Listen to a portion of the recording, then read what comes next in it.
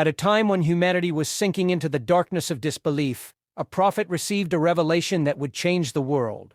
Among the noblest men, some answered the call of this prophet.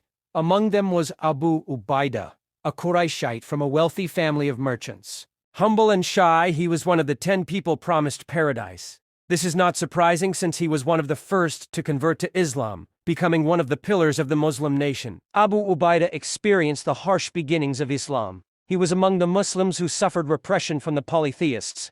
Facing this ordeal, he had to exile to Abyssinia on the Prophet's orders. However, seeing the repression his brothers were facing in Mecca, he decided to return to support them. Let's fast forward to autumn 624 in the Valley of Badr, where 2 armies faced each other in what would be the first pitched battle in Arabian history. On one side, a Muslim army of about 100 men led by the Prophet. On the other, a polytheist army of over 1,000 men, led by the chief of Mecca, Abu Sufyan. Although the disbelievers' army was larger, the Muslim army was much better organized. Indeed, the Prophet had organized his army so that the spearmen were in the front line, followed by the infantry, with the archers positioned in the last row.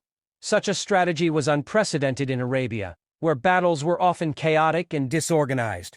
Arab tribes tended to raid rather than engage in large battles. After a series of victorious duels for the Muslims, the 2 armies clashed in this decisive battle.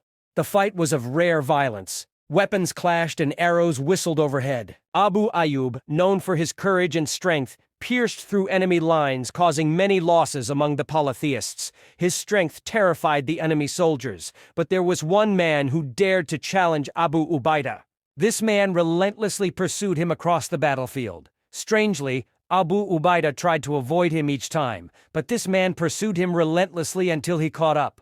Abu Ubaidah faced this man, and their swords clashed with a deafening sound. The Muslim quickly gained the upper hand in this deadly duel and delivered a fatal blow to his opponent's neck. The latter's body collapsed to the ground, lifeless. The man Abu Ubaidah had killed was none other than Abdullah ibn al-Jarrah, his own father. This was a very difficult event for Abu Ubaidah. The Battle of Badr turned in favor of the small group of Muslims, despite their opponents being 10 times more numerous.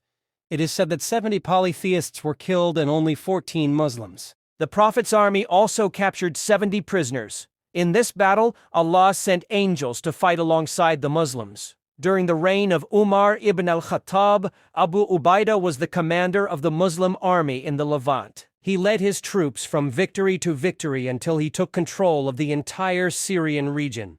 As a result, he reached southern Anatolia. But it was there that a terrible epidemic ravaged the area, the Black Plague. Many people perished from this disease.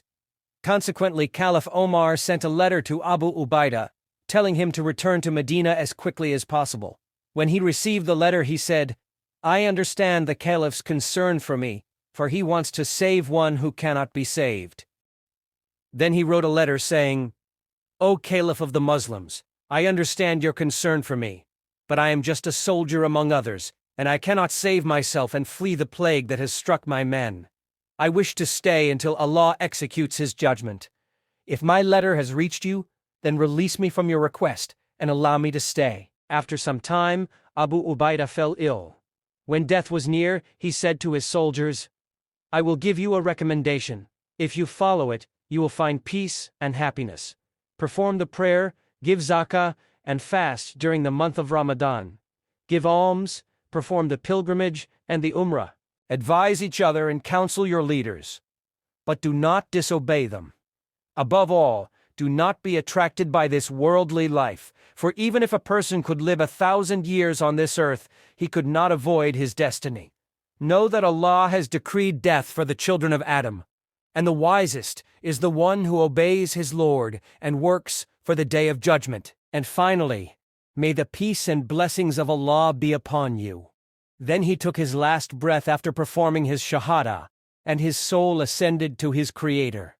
May Allah grant his mercy to this pious companion and admit him to paradise.